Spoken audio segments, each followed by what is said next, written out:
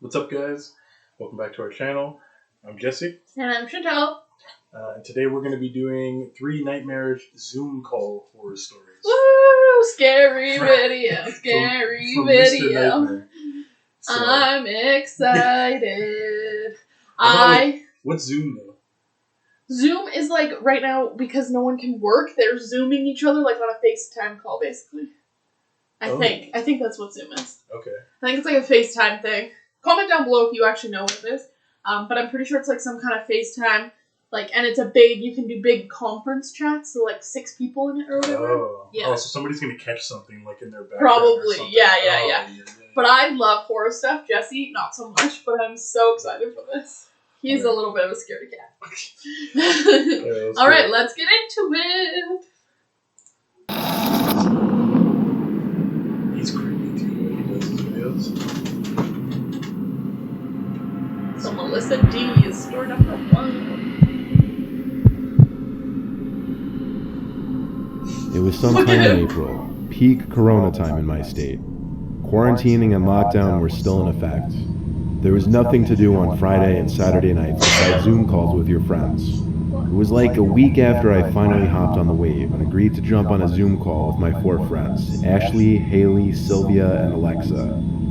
It was a Friday night, and it was supposed to be our little Zoom drinking party.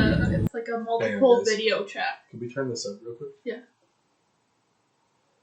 Or should I be on the computer? They're just turning it up on there. We were going to be playing drinking games and just staying up until the early hours of the morning. Ashley shared the link to join the Zoom call in our iMessage group chat. We joined one at a time. First Ashley, then me, then Haley and Sylvia. It seemed they were all on their laptops. I was the only one on my phone, so I switched to my laptop as well. It took a little while for Alexa to finally join, but when she joined, her screen was black. We all joked around, chanting Alexa's name and whatever, asking her what's up with her webcam. She started typing into the text chat of the Zoom call, saying she didn't know what was wrong with her webcam and microphone, that it said both were offline. We continued to joke around about it, but also tried helping her, though we didn't really know how to be of much assistance with that. Eventually she typed in the chat, "BRB, I'm gonna go try to figure this out." So we all went on to our drinking and just chatting on our video chat, while we figured Alexa was doing whatever to try to fix her computer. But something randomly happened sometime into our call. Something completely unexpected that kind of scarred all of us. Alexa's cam suddenly started working, and her box went from black to showing an old creepy man doing something I really don't want to repeat. When he noticed the camera turned on, he jumped to close the laptop, and the screen went dark again. The 4 of us screamed and started freaking out. We tried calling Alexa, but now it seemed her phone was off. We didn't have her mom or sister's number, so we all agreed to drive over to Alexa's place to see what was going on. Her mom answered the door in her robe, looking concerned. We asked her if Alexa was home. She said yes and called her down. Alexa never responded though. Her mother said she had just gotten home an hour ago, but that Alexa's door was locked half an hour earlier. We all explained what happened on the Zoom call, and she freaked out and ran upstairs to bang on Alexa's door. That got no answers. We all got a sickly feeling when we realized what could be going on. Alexa's mom called the cops that second, and when Officer Perry showed up, we told him everything. They didn't break down the He door. called for backup and went upstairs to knock on the door and tried to reason with. Wait a minute. They didn't break down the door. They could have been doing anything to her. Come on now. If that was your kid, would you not break down the door? Guys, comment down below. Do you think that you would break down that door? I'm telling you, I would be booting it in. Are you insane? Like an actual animal attacking that door, actually. Like, waited till It the would cops rip it off the hinges. Mom, dad, sibling, baby, just rip it off. Oh my god. Oh my goodness. Maybe go back a couple seconds. Yeah. That's good. Alexa's door. That got no answers. We all got a sickly feeling when we realized what could be going on. Alexa's mom called the cops that second, and when Officer Perry showed up, we told him everything. He called for backup and went upstairs to knock on the door and tried to reason with whoever could be in there. When there was no response, he began They're to waiting kick the too door long. down. This girl could be dead He already. finally broke through the door. There was no one on the bed. The laptop and phone were left on the bed, but no one was in the room. The window was wide open, enough for someone to crawl through and hop outside down to the awning roof below. We all found Alexa in the basement minutes later. She was hiding under a blanket in the corner of the room. She said when she was home alone, she saw some older man with a big knife sticking out of his pocket in the living room, so she snuck down to the basement and hid. She didn't know when it was safe to come out of hiding, as she couldn't hear her mother getting home. Police backup finally showed up, and the information of the break-in and the man was sent to the local news outlets to alert people to be on the lookout. It's crazy how that Zoom call might have saved Alexa and her mother's lives. That's insane. Good on her for going to the basement. Yeah. Not where I would have chose to go, but go down to the friggin' dark, hide in the corner. Yeah. Good on her for doing that. She knew, acted yeah. right She knew, in yeah. this situation. She To pulled hide, it together. But I mean, the mom, The like, rest not of them? even going in the door? Hell What the heck? no. I'm not about that. You're waiting for the police to show up? If my door's locked and I'm stuck in there and my friends all tell you there's an old man in my room, you blow that door down. Instantly. Yeah, that's a little crazy for me, but... Don't leave me in there and call the cops. What the heck? Oh my god. Thank God she wasn't in there. Yeah. A few weeks ago, my friends and I decided to hold a Zoom reunion, as we had not seen each other for quite some time, and all of us finally had the time to chat since there was a lockdown in our country. We're all college students, and most of us had lost contact with each other, so we decided to post on our social media that we would be holding a Zoom reunion, which was open to all the alumni of our old school. We got responses from many people, and we even accepted people we didn't know as long as they knew our mutual friends. We wanted it to be a big social event and didn't really care who joined. Finally, the day of the reunion arrived. I scheduled a meeting and posted it on my Instagram story because there were too many people to individually text, which I now realize was a big mistake because I had basically given everyone access to join the Zoom call. The Zoom meeting began normally, with all of us excited to meet our old friends. We made some new friends through our mutual friends, and we were having a grand time, when someone called Sat_Ann_20 unmuted their mic and started making groaning sounds. We had a friend named Ann, so we thought it was just her pranking us. We texted her to stop because it was getting annoying, but to our surprise she texted back apologizing because she hadn't attended the call due to prior engagements. We were surprised and asked this Ann person to open their video and show us their face or they would be removed from the meeting. They didn't show their face, so I removed them from the meeting. The Zoom call resumed and we were all joking about the incident. Suddenly, my network strength became weak, and I had to leave the meeting.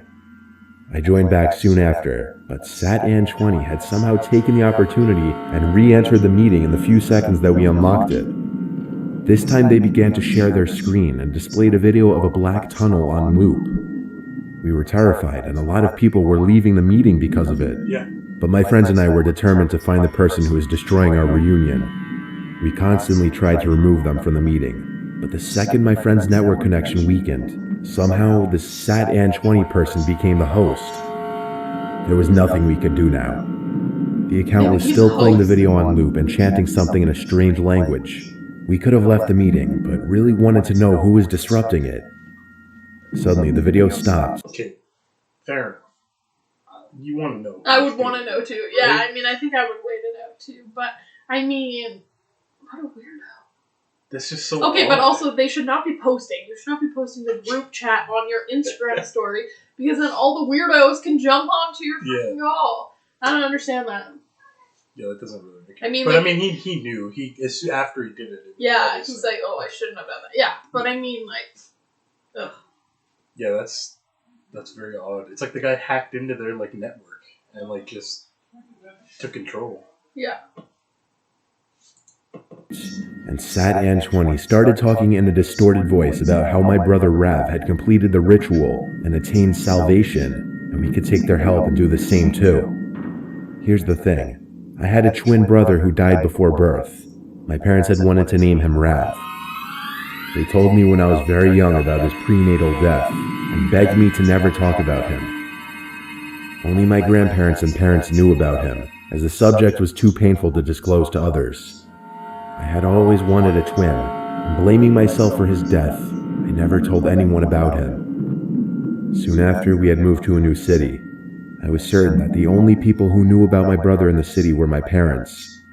I had not told even my best friends about him. I had no idea how this Sat-An 20 person knew about him. They truly had no way of knowing that I knew about. With shaking hands, and now without a doubt convinced that this was a supernatural occurrence, I wordlessly exited the meeting. I do not know what happened afterwards. I didn't respond to my friends' texts and have since not talked to them. To this day, I know this is an experience I will not soon forget. Like, yeah.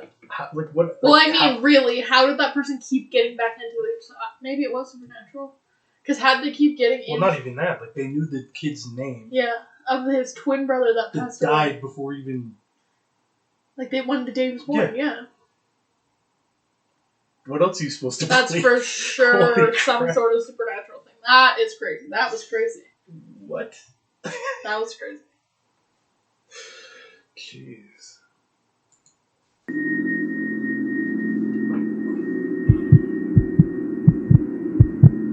That's a little freaky, though. In April of this year, my school had made a virtual classroom thing where we would do all of our assignments online on websites like Google Classroom and whatnot. They also told us about a new tool called Zoom, where students and teachers can all have a virtual meeting to talk about schoolwork and stuff. Well, one day in May, after I finished my assignments, my dad went out on a night shift at his job. So it was only my mom and my mom was asleep. I called my friends, and we all agreed to try a Zoom call out with each other to catch up on how everyone has been, and it also eventually ended with us playing some console games like Call of Duty. At one point, around 10 p.m., we were playing Modern Warfare, and all of a sudden, one of my friends, who I'll call Jack for privacy reasons, suddenly told me that he saw a very sudden blurred movement behind me in my room, but he wasn't sure because my lights were off, and the only light was from the TV in my room. I have a somewhat small room with only my bed, a drawer next to my bed, a closet in the left corner of the room, and my TV in the front. That's when I noticed that my pillow was on the floor. I went over to pick it up, and I just dismissed it thinking it accidentally fell or something. So I just went back to play with my friends. About 10 minutes passed by, and Jack once again says he swears he sees movement behind me in my room. When I turned around, I saw that the pillow had fallen again in the exact same spot. This time I became anxious because I knew 100% I put the pillow in a place that it couldn't possibly fall without someone or something moving it.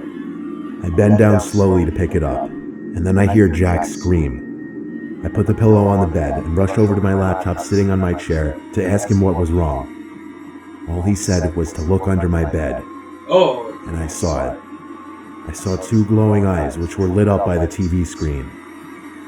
Once the person realized that I saw them, they immediately jumped out and tried to grab me. I instinctively swung my arm at their head, and I hit him right in the nose.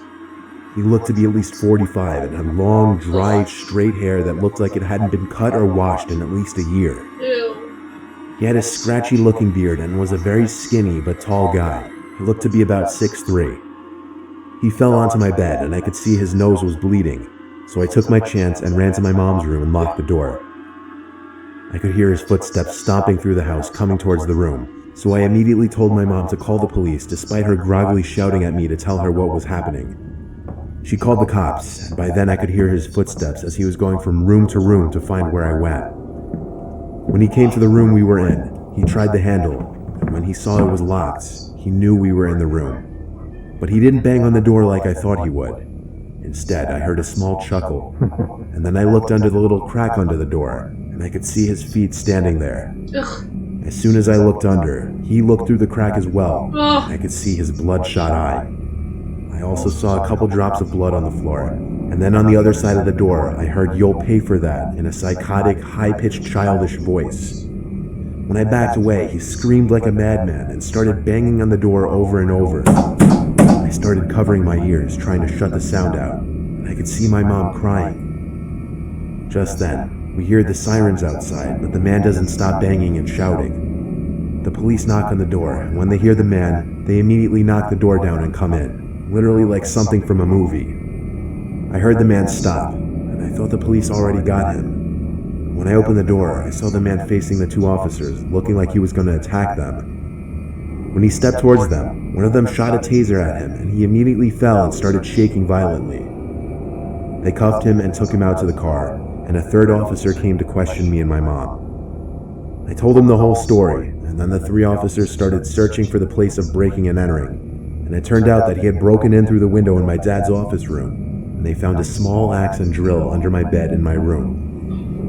We later found out this man wasn't documented, and no one knew who he was, and he didn't appear to have any family. He was sent to a mental institution, but that's not the worst part. The police later tried to find out where the man originally lived, and all the man told them was that he lived in the woods near my home. When the police went searching for his home for any evidence, they found a small secluded area in the woods with a small wooden shack. When they went in, they told us that they found multiple weapons, bags of old food, and worst of all, 2 pictures of me, one of me asleep, which was taken from inside the house outside my bedroom door, and one of me eating dinner from outside the window. Hell no. I hope nothing like this ever happens to anyone, and I hope no one else has to add another bad memory to the long list from this terrible year. Ugh. Jesus Christ. No. That, wow. I don't even know what to say about that. That is pretty creepy. A drill and an axe. It's obviously gonna like hurt him. It's gonna mutilate him. That could have been really bad. Ugh. I don't think I'll ever use Zoom. Like, that could have been really bad. Not even that, I guess it's not Zoom, it's just like, people are so weird and creepy. Ugh, I hate the feeling that someone could break into your house. Yeah. Secure your house. For sure. Get some dogs or some I'm alarm you, system. That guy sitting there banging on the door, too. I'd have been in there with my protective item, and I'd have just been waiting. Go ahead, open the door. You're done as soon as it opens. That's it, man. You gotta protect yourself. I don't know. That was... Ugh. Jesus. That was creepy. Okay, well, that was pretty intense. Yeah.